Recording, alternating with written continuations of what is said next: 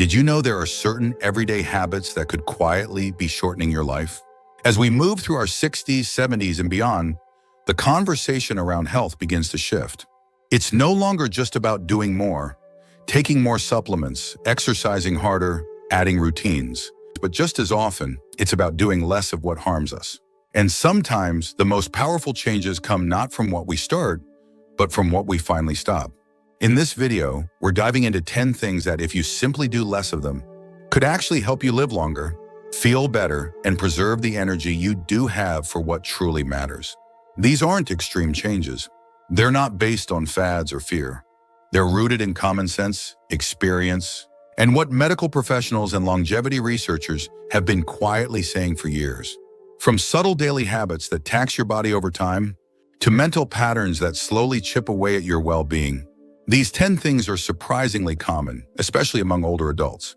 The good news, they're all changeable, often with just a shift in awareness and a little bit of courage to choose differently. So if you've ever wondered why certain people seem to stay strong, sharp and vibrant well into their 80s and 90s, this might be part of the answer. Stay tuned until the end, because number 10 just might reframe the way you look at your own habits and give you permission to live a little lighter starting today. Let's get started. Number 1, constant worry over small things. Worry has a way of slipping into your day without asking permission. A small thought here, a what if there, and before you know it, your mind is spinning over things that either already passed or haven't happened yet. While some concern is normal, constantly stressing over little things can become a slow, silent form of harm. It affects your sleep, your digestion, your heart, even the way your immune system functions. And the truth is, most of the things we worry about never actually come to pass. After 60, many people begin to realize just how much energy they've spent on mental noise, worrying about what someone might think, worrying about how something small might go wrong, worrying about things they can't change. And as that realization settles in, they start choosing peace instead of panic, not because the world is suddenly safe, but because they've decided their own nervous system is worth protecting. Studies continue to show that chronic stress can speed up the aging process. It shortens telomeres, those little caps on your DNA that affect cellular aging. But even without science, you've probably felt the difference in your own body. The tension in your chest, the tightness in your stomach, the restless mind at 3 a.m. that keeps you from true rest. Letting go of constant worry isn't about becoming careless. It's about becoming selective. You begin to ask yourself, is this mine to carry? Is this worth my peace? And little by little, you build the muscle of redirecting your mind, choosing calm when your old self might have chosen chaos. People who live long, vibrant lives often have one thing in common. They've made peace with not having control over everything. They focus on what they can change and learn to breathe through what they can't. And that shift, that subtle release, adds years, not just to their life, but to the quality of it. Number 2, sitting for long hours without movement. One of the sneakiest things that chips away at our health as we age is something we rarely think twice about: sitting. And not just sitting here and there, but sitting for long, uninterrupted stretches of time. Whether it's watching TV, reading, driving, or working at a desk, being still for hours on end quietly slows circulation, weakens muscles, and increases inflammation throughout the body. It doesn't seem dramatic, but over time, it can take a real toll. Doctors now call it the new smoking for a reason. Prolonged sitting has been linked to heart disease, diabetes, joint stiffness, and even early mortality. And here's the twist: regular exercise doesn't cancel it out. You can go for a morning walk, but if you're then sitting the rest of the day, the damage still adds up. What matters more is how often you move, not just how long. Many older adults, especially in retirement, fall into a rhythm that feels calm, but is actually quite sedentary. A little TV in the morning, a meal at the table, then more sitting in the afternoon, perhaps a nap. Before you know it, the majority of the day has passed without much movement. And it's not laziness, it's habit. It's comfort. It's what the body has grown used to. But what the body needs is circulation, muscle activation, and regular shifts in position to keep everything functioning smoothly. Simple changes can make a big difference. Standing up every 30 minutes, doing light stretches in the kitchen while you wait for coffee to brew, taking phone calls while walking slowly around the room. Even a few minutes of gentle movement every hour can reactivate your system and lower your risk of chronic conditions dramatically. People who live long lives often have one thing in common: they stay in motion. Not by running marathons or going to the gym every day, but by making movement a natural part of life. Gardening, climbing stairs, moving with purpose, moving with joy. If you're still watching this video and finding these insights valuable, please comment number 2 below to let me know you're here. And if you haven't subscribed yet, I recommend you subscribe and turn on the bell so you don't miss any videos. Your support helps us continue creating good content to inform and inspire you. Now let's move forward. Number 3, eating late at night. One of the habits that seems harmless, but can quietly strain your health is eating too close to bedtime. For decades, many of us were told that a little bedtime snack was no big deal. But science and experience says otherwise. Regularly eating late disrupts your digestion, spikes your blood sugar, and interferes with the body's natural rhythm of repair. Your system needs time to wind down. After sunset, your metabolism slows. Your organs shift from active mode into recovery mode. And when you eat late, especially heavy, greasy, or sugary foods, you force your body to work through the night rather than rest. That often leads to poor sleep, indigestion, and even an increased risk for weight gain, acid reflux, and heart problems over time. What many people don't realize is that your liver and gut function best when they have long periods without food, especially during sleep. That overnight fast gives your body time to detox, rebalance hormones, and restore energy for the next day. But when you keep feeding it right before bed, that healing process is disrupted. And over time, the effects build up in ways you can feel foggier mornings, lower energy, more inflammation, even changes in memory and mood. A simple shift, finishing dinner, at least 2 or 3 hours before lying down, can do wonders. Some people even notice their sleep quality improving within days. They wake up lighter, more rested. And the funny thing is, they didn't add anything new. They just stopped doing one small thing that had big consequences. Longevity isn't always about breakthroughs or magic formulas. Sometimes it's about listening to the body's natural wisdom and letting it rest when it asks to. Your body already knows how to heal. It just needs the space to do it. And stepping away from late-night eating is one of the gentlest, most powerful ways to give it that space. Number 4, suppressing your emotions. There's a quiet damage, that happens when you've spent years swallowing your feelings. For many older adults, especially those raised to be polite, self-controlled, or strong, this habit can feel second nature, keeping the peace by keeping things in. But over time, unexpressed emotions don't just disappear. They settle into the body. And the cost of silence begins to show up in ways that medicine alone can't fix.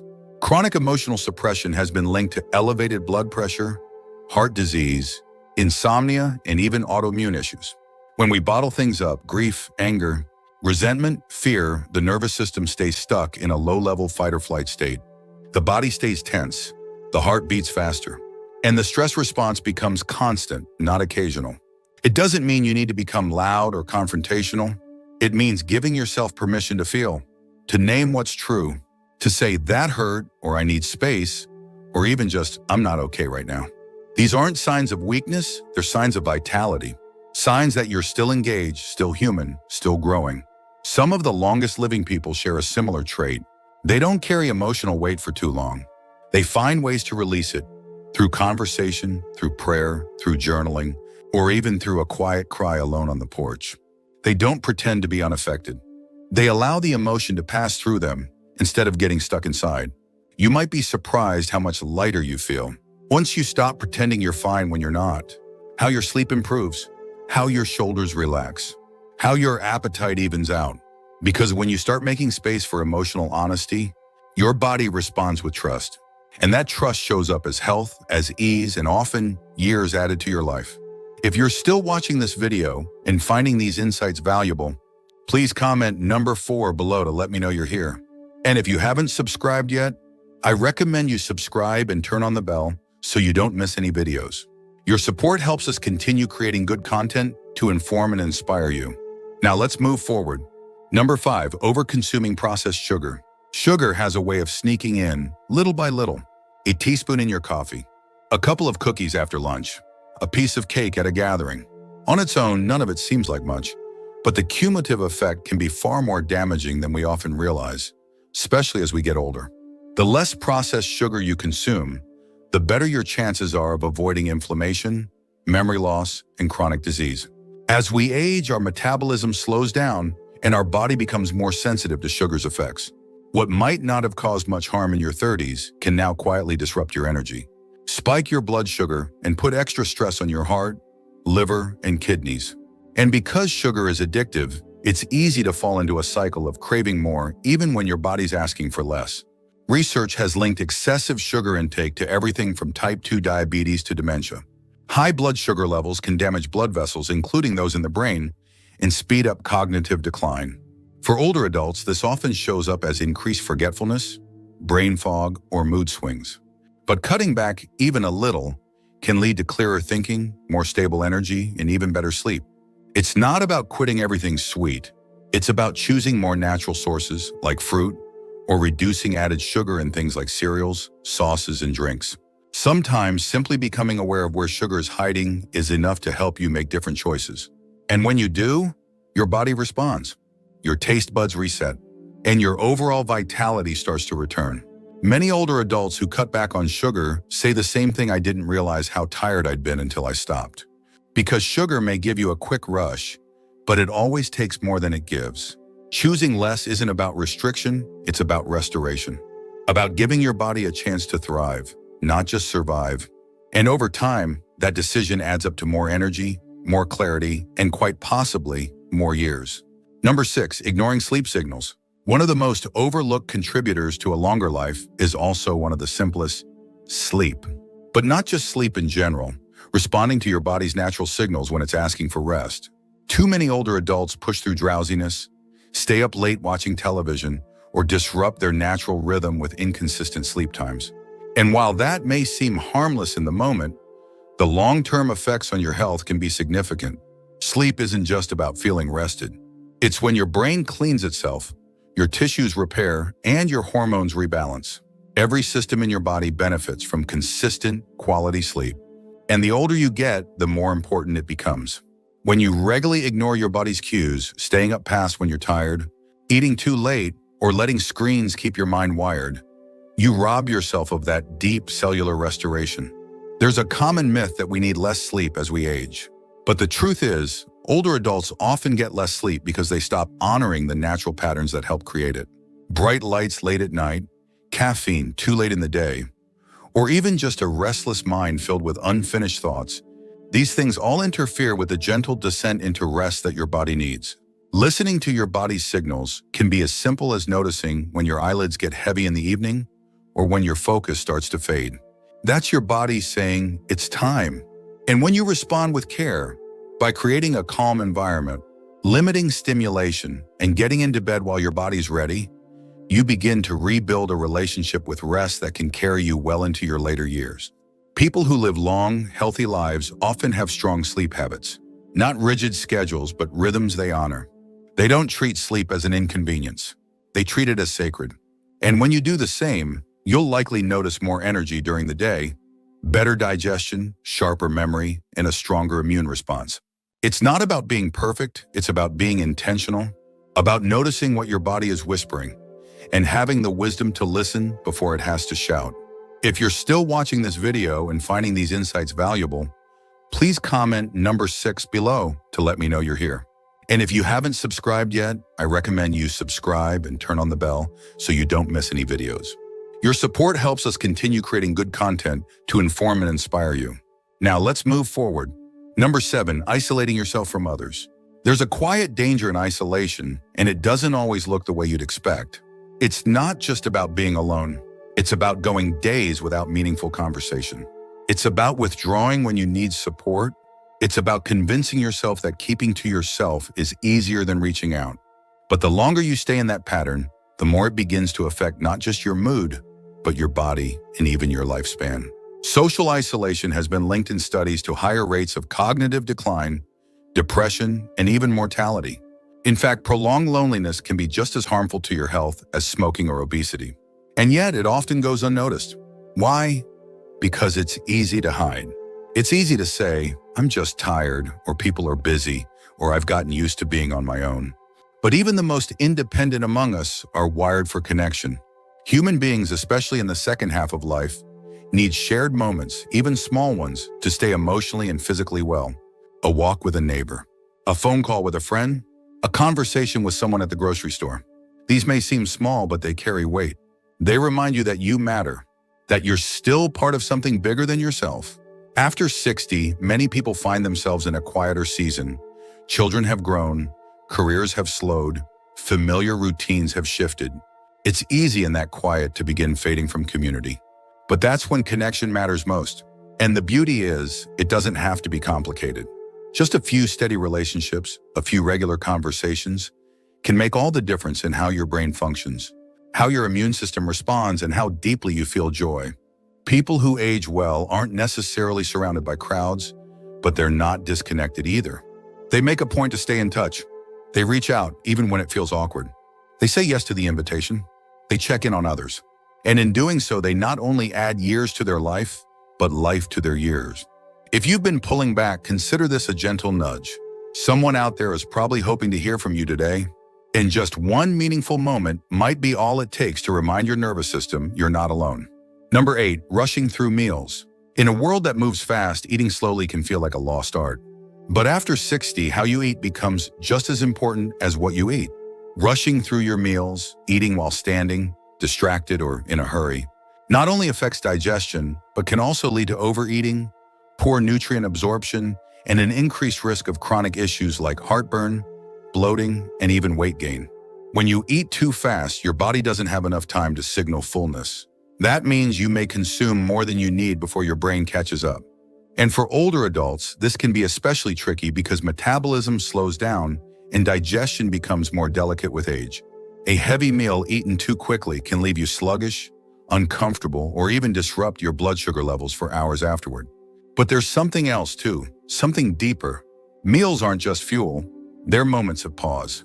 They're opportunities to check in with your body, with your emotions, and with the simple pleasures of life. When you eat slowly, you engage all your senses. You notice the flavor, the texture, the warmth. You chew more fully, which helps your gut do its job more easily. You breathe between bites, giving your nervous system a chance to settle. Slowing down at the table isn't about being fancy. It's about being kind to your body. It's a way of saying, I'm not in a race, and that mindset carries over into other areas of your life, your sleep, your stress levels, your ability to feel present instead of just productive. People who live long, healthy lives often treat meals with reverence, not as something to get through, but as something to savor. Whether they eat alone or with company, they give themselves time. Time to reflect, time to digest not just the food, but the day. So if you've fallen into the habit of eating on autopilot, see what happens when you take just 5 minutes longer. Sit down, take a deep breath, put the fork down between bites. You might find that slowing down at the table helps you speed up your healing. And it's one of the gentlest habits you can build for a longer, more nourished life. Number 9, staying in toxic environments. One of the hardest lessons to learn as we age is that peace of mind is not a luxury, it's a necessity. And yet so many people spend years, sometimes decades, staying in environments that slowly drain them. It could be a relationship that leaves you feeling small, a social circle filled with criticism or gossip, or even a home where conflict is always simmering under the surface. Whatever the case, the body keeps score. And the longer you stay in those spaces, the more your health begins to reflect it. Toxic environments don't always show themselves loudly. Sometimes it's the subtle tension in your chest when you enter a room, the way you brace yourself before a conversation, the way your sleep suffers or your appetite shifts without obvious reason. Over time, chronic exposure to that kind of emotional stress raises your cortisol, wears down your immune system, and can even lead to long-term conditions like hypertension, digestive issues, or anxiety-related disorders. After 60, your tolerance for these environments often starts to wane, not because you've gotten weaker, but because you've gotten wiser. You begin to understand that longevity isn't just about diet or exercise. It's also about atmosphere, about the emotional climate you live in. And sometimes the most important health decision you can make has nothing to do with what you're eating and everything to do with who you're around and how you feel when you're there. Making a change doesn't always mean walking away entirely. Sometimes it means speaking up, setting firmer boundaries, carving out space for yourself even inside a difficult situation. But in many cases, it does mean letting go of roles you've outgrown, relationships that no longer serve, or places that no longer feel like home. People who age well tend to create spaces around them that are calm, supportive, and emotionally safe. They know that healing happens faster in peace than in tension. And they're not afraid to choose solitude over hostility, stillness over drama. If something in your life feels toxic, listen closely. That discomfort is not weakness, it's wisdom. It's your body and spirit telling you, we can't thrive here anymore.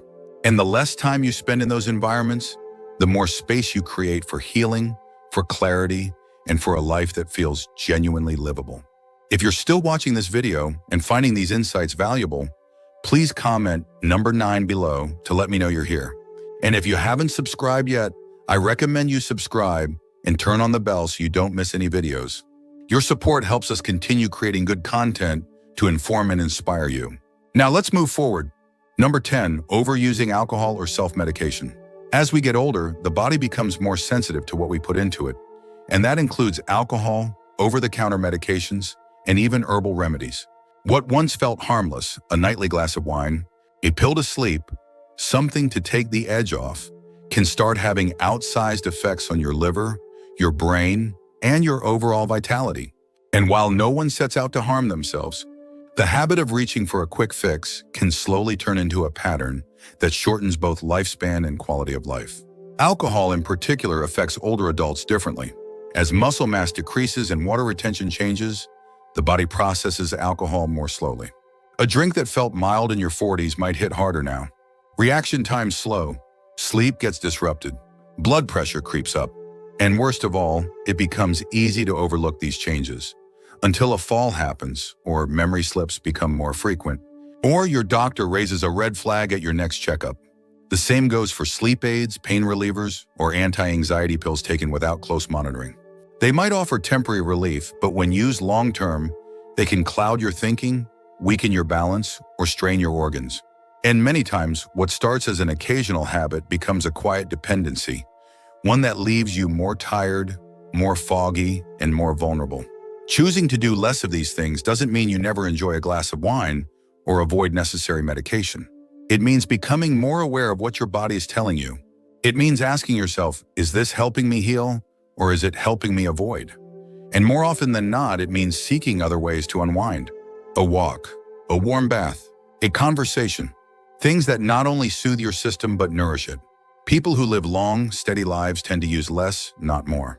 They don't rely on substances to regulate their mood or force their body into rest. They work with their body instead of pushing against it. And that choice, day after day, helps preserve not just their years, but their clarity, their independence, and their joy. So if something has become a habit that no longer feels helpful, it's never too late to step back and reevaluate. Not out of shame, but out of respect. Respect for the life you still have to live and the health you're working to protect. Final thoughts. As we bring this video to a close, I want to invite you to take a quiet moment and ask yourself which of these 10 habits shows up in your life. Most often, which one feels familiar, not because it's serving you, but because it's become part of the background noise of your routine. You see, longevity isn't always about adding more. Sometimes it's about subtracting the very things that weigh you down, the patterns that stress your body, the habits that slowly erode your health, the behaviors that take more than they give. And the beauty is, you don't need to change everything overnight. Often, just becoming aware is the first step towards something better. Maybe today you decide to move a little more, to speak up instead of holding back, to rest when you're tired, to eat without rushing. Maybe you let go of just one thing that no longer makes sense for your body, your peace of mind, or your path forward. Because the less you do of what drains you, the more space you create for what restores you. And in that space, life becomes not just longer, but fuller, richer, and more truly your own.